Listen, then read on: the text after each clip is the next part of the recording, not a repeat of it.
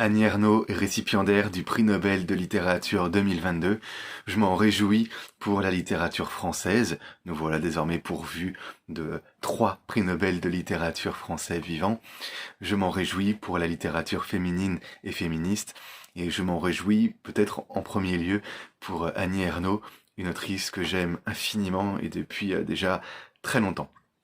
Je voudrais partager avec vous quelques lignes de sa plume qui ne sont pas des plus connues et que vous pourrez trouver dans Hôtel Casanova. C'est un petit recueil publié chez Folio qui ne coûte que 2 euros et dans lequel, qui n'est pourtant pas épais, vous allez trouver une dizaine de textes.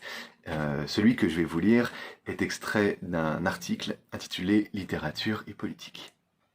L'écriture, quoi qu'on fasse, engage, véhiculant de manière très complexe, au travers de la fiction, une vision consentant plutôt à l'ordre social, ou au contraire le dénonçant.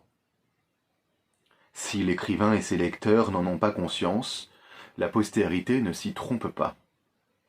Il n'y a pas d'apolitisme au regard de l'histoire littéraire. Je coupe un petit peu. Quand j'ai commencé de vouloir écrire, à 20 ans, j'espérais certes, comme on dit, faire œuvre d'art.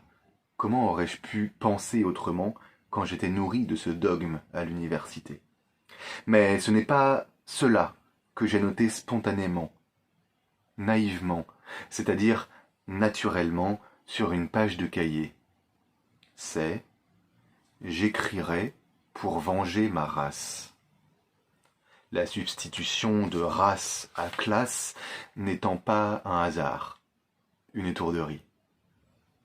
Ce lien entre l'exercice de l'écriture et l'injustice du monde, je n'ai jamais cessé de le ressentir, et je crois que la littérature peut contribuer à modifier la société, comme l'action politique, bien que différemment. Elle ne peut arrêter une guerre, donner du travail aux chômeurs, faire que les enfants de la Courneuve aient un avenir aussi ouvert que ceux de Neuilly. Elle n'a jamais d'efficacité immédiate. Elle peut, sur le long terme, imprégnant l'imaginaire du lecteur, rendre celui-ci sensible à des réalités qu'il ignorait, ou l'amener à voir autrement ce qu'il considérait toujours sous le même angle. Lui permettre de dire, et d'abord de se dire, ce qu'il n'avait jamais dit. Elle est révolution lente et silencieuse dans un premier temps, celui de la lecture, secrète. Qui verrait, du dehors, qu'on est habité par un livre qu'on vient de lire?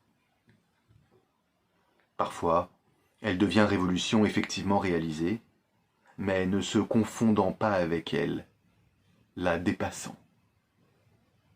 L'homme est né libre, et partout il est dans les fers. La phrase de Rousseau continue de brûler, pour un certain nombre.